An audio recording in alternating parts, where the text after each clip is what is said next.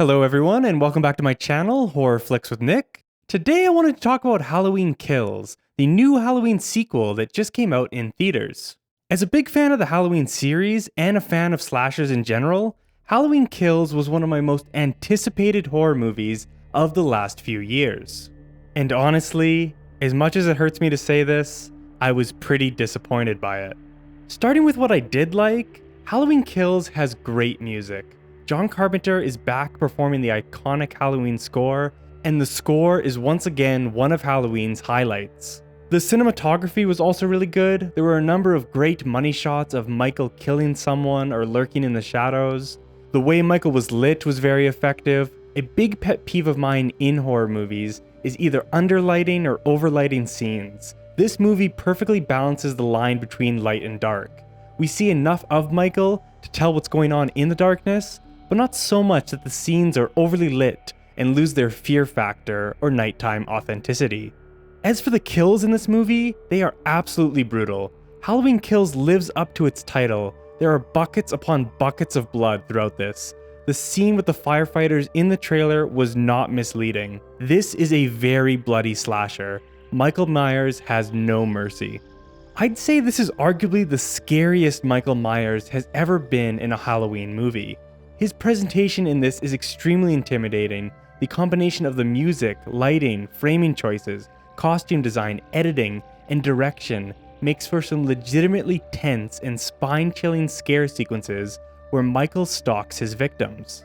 The bridge scene and the opening scene especially stand out in my head as the best, most frightening scenes in this movie. And that leads me to my biggest issue with Halloween Kills.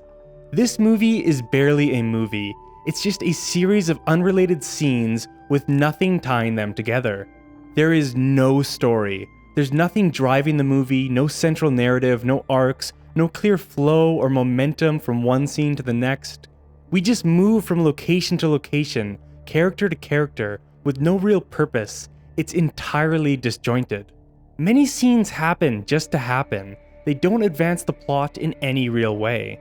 This is especially true at the beginning. This movie bounces around like a ping pong ball in a washing machine for 30 minutes, and it fails to ever find its footing. You could summarize the actually meaningful events of Halloween Kills in under 2 sentences. The scenes that do feature Michael Myers are really effective and entertaining on their own, but Michael isn't even in this movie for large portions. There's a 40-minute period near the end where he is nowhere to be seen.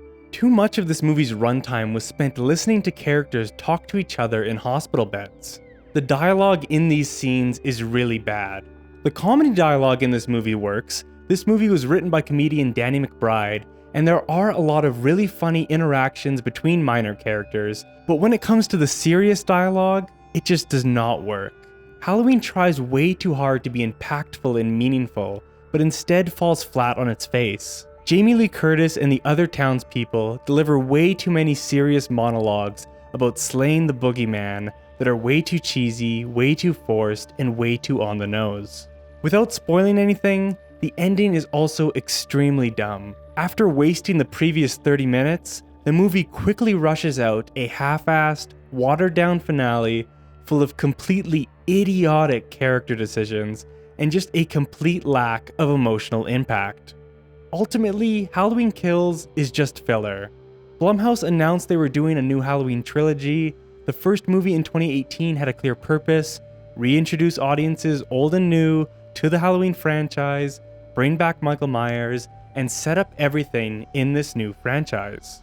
The upcoming third movie will also serve a clear purpose. It will wrap up the series, give us a climax, and provide a send-off to both Michael Myers and Laurie Strode. But as for the second movie in the trilogy, it serves no purpose other than to connect 1 and 3. It is 100 minutes of wasting time and waiting around for the third movie to come.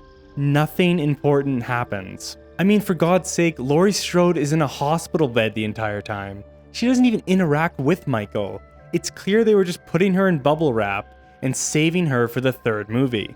You could honestly skip Halloween Kills, and I really don't think you'd miss anything story-wise. Overall, even though there were many aspects I had issues with, I still somewhat enjoyed Halloween Kills. There are good deaths, there are some really effective scenes, Michael Myers is very intimidating, and the best parts of it feel like a classic Halloween movie. I just wish Halloween Kills had a better, more interesting story that tied the best scenes together. As much as it pains me to say, Halloween Kills is just a pretty forgettable sequel on its own, and I really hope the third movie will be a major improvement. Anyways, those are my thoughts on Halloween Kills. Have you seen it? What did you think of it? Let me know in the comments below. Also, once again, I was nominated for October's Horror YouTuber of the Month. In order to vote for me to win, go to the video link in the description of this video and comment my channel name, Horror Flicks with Nick. Thank you everyone that has voted so far, and please check out the other nominees, VasMan, Chiks Films, GeekyHiJynx, and the channel that nominated me, Fever Dreamland Theater. Throughout the Halloween season, I will be posting new horror rants, reviews, commentaries, and recommendations on Fridays. As well, on Mondays, I'll be posting quick 2-minute recommendations for horror movies available to watch on streaming services like Shudder, Netflix, and Amazon Prime. Thanks for watching, and I'll see you next week with my most controversial horror video yet.